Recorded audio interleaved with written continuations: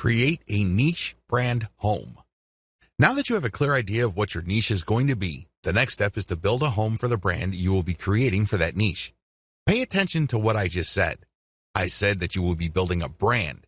I did not say business, and I definitely didn't say website. Unfortunately, a lot of online entrepreneurs think that once they've discovered a niche, they just need to build a website or a business.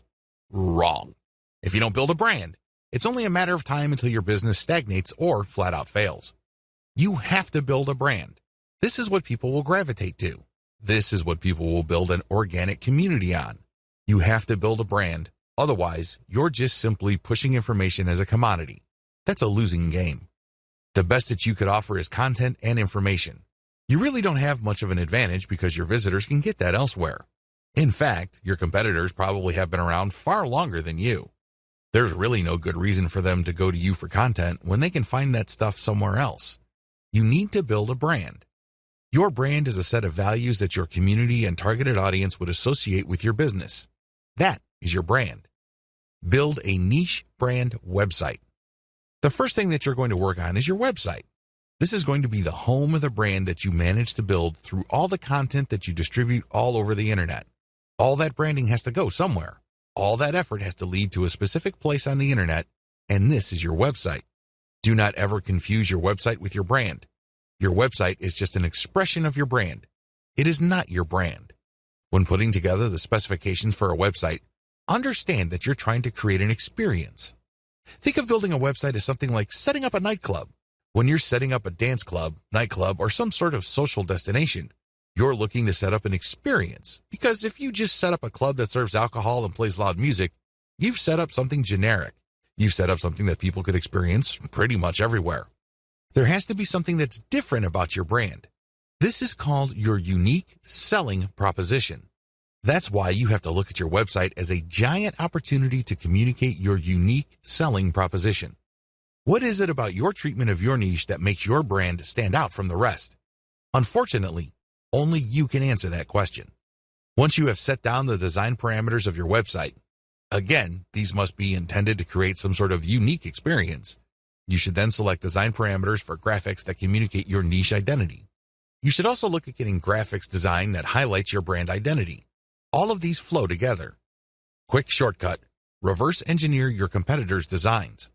The biggest problem with creating a niche brand home is that it's too tempting to come up with something that you think is awesome or hot.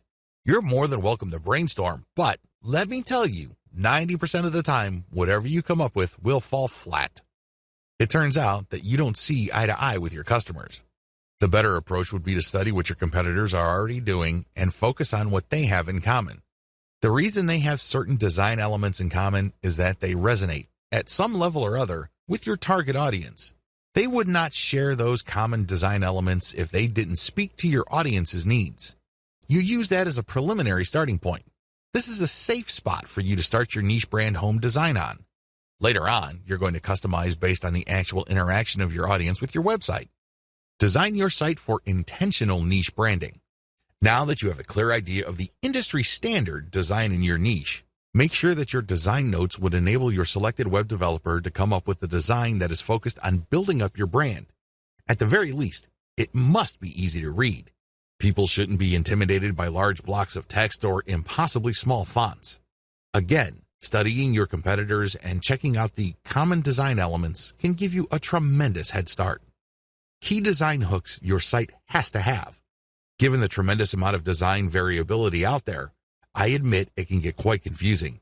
However, of all the different options available, your website must have 3 hooks that will enable you to get more traffic, more engagement, and possibly more income. Social media shareability. Make sure that your website is designed for easy sharing. This goes beyond just having Facebook share buttons all over the place. That's a given. What I'm talking about is when somebody decides to share your content. The Facebook user looking at your content would see a well-formatted and highly attractive preview of your content. This means a really nice-looking header graphic, well-formatted teaser text, and other features. This is the key to shareability on social media. You have to remember that the majority of Facebook users actually scroll through their timeline. They don't really read everything that appears on their timeline.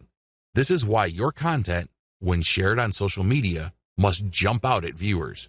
This increases the likelihood that they would click the share button after they feel that they've scanned enough of your content. Mobile responsiveness. As I mentioned above, the majority of people consuming online content use mobile devices.